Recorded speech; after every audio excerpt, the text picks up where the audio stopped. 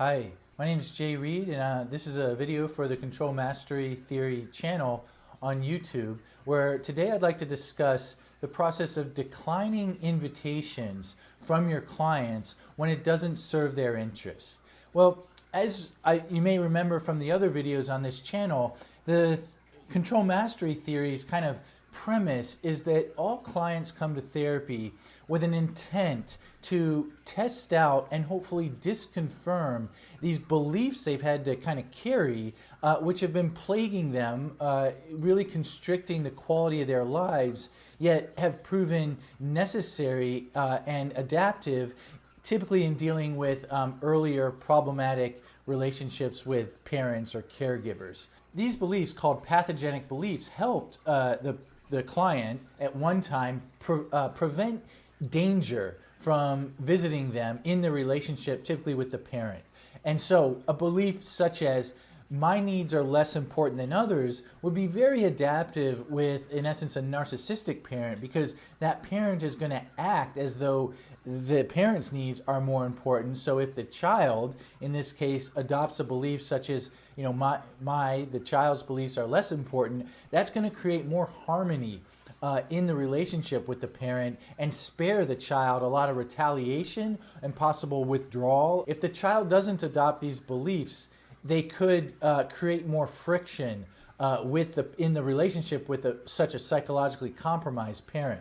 Well, the good news is that all clients harbor hope that they can find new relationships where it's safe not to adhere to the strictures of these pathogenic beliefs. And that's what I think Control Mastery Theory is all about, is finding ways to respond to clients which give them information signaling it is now safe to act otherwise than what those pathogenic beliefs tell them to do, or what those beliefs might predict. And so one of the pieces of information a therapist can cultivate in the relationship is actually just the therapist's attitude towards the client.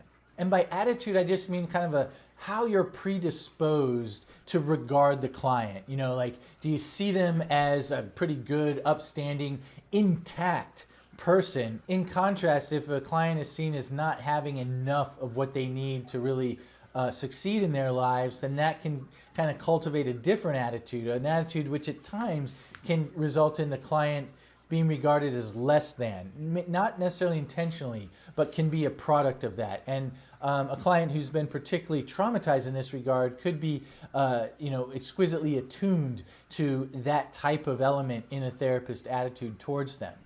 But I think it's not so easy as just saying, I'm going to adopt a very kind of strengths-focused attitude towards clients.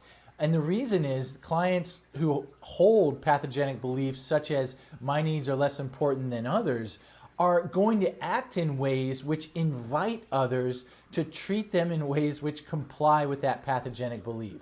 And that's what I want to talk about in today's video, the kind of, maybe you call it art and practice of identifying clients' invitations which go along with their pathogenic belief, declining those invitations, and actually cultivating an attitude that is free from such invitations. So I'll talk about anonymized kind of fictional client taken from reading and personal professional experience, and I'll call him Harry. Harry, in our first few sessions, showed up and by all rights was a very forthright, honest, self-reflective, and it seemed to me competent guy in the world. He also grew up with a narcissistic father who couldn't seem to tolerate Harry having kind of a sense of status or standing of his own.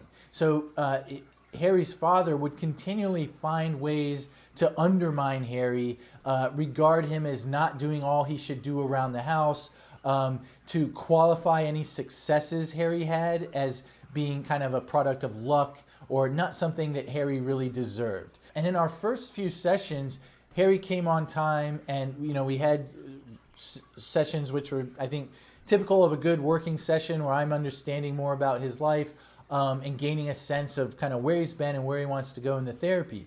Well, at the fourth session, Harry arrives at session about 15 minutes late and is just kind of tearing himself up, saying, you know, I'm so irresponsible. I can't believe that I was so disrespectful of your time, and I want you to know I really value this.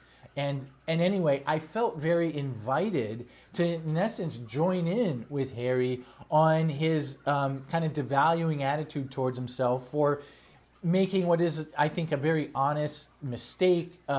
There's sort of a standard error term in life that, you know, sometimes we're going to be late. This seemed to fall in it.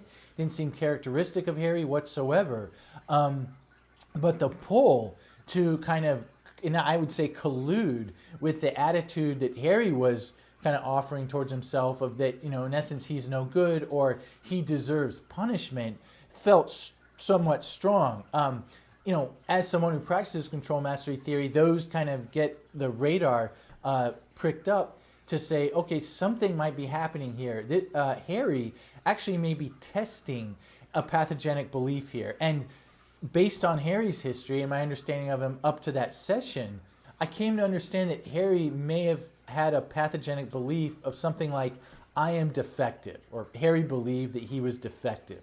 Because I think that if he believed that, it would have helped him avoid his father from getting even, treating him even worse. That if he didn't go along with his father's undermining, devaluing treatment of him, his father was known to explode into rages, get physically violent. So believing Harry was defective helped spare himself something that could have been worse. It may have been that in our first few sessions where things seemed to be going well enough between us, that he grew to feel a little safer in our new relationship here that was developing. And so that safety may have translated to Harry unconsciously trying to see, well, what happens if I act in what is presumably a very defective way? How is Jay, in this case, going to respond to me? Will he act like my father did? Or might he act differently? In this case, I didn't necessarily intervene or interpret what was happening, but my attitude, which very much felt genuine about Harry, was just that, hey, these things happen. Who haven't they happened to? And how's your week been? What would you like to talk about? That, I think, is a good example of cultivating an attitude that doesn't correspond to the invitation that's being offered by the client, saying, hey, please join me for this party of punishing or devaluing myself, which is, you know, come by honestly. But instead, you as a therapist getting to kind of like register that within yourself and try to kind of come back to your own mores towards the client, which tend to be, you know, very compassionate and seeing them accurately as good, you know, well-meaning people who are here in therapy to kind of free themselves of these kind of very hurtful and punishing attitudes towards themselves that they've had to adopt in other important relationships. Well, I hope this week's video on kind of how to navigate clients' invitations when they stem from a pathogenic belief has been helpful. There's a lot of other videos on the channel that go into different aspects of control mastery theory. I think it's a wonderful and very actionable theory to understand, and particularly for early clinicians, that if you get to understand the way control mastery theory thinks about cases, you can pile onto that all kinds of different tactical interventions, from CBT to ACT to more psychodynamic approaches. But as long as they're kind of within that control mastery theory framework, I think it can increase its effectiveness. Thank you, and stay tuned for another video on this channel in a couple weeks. Take care.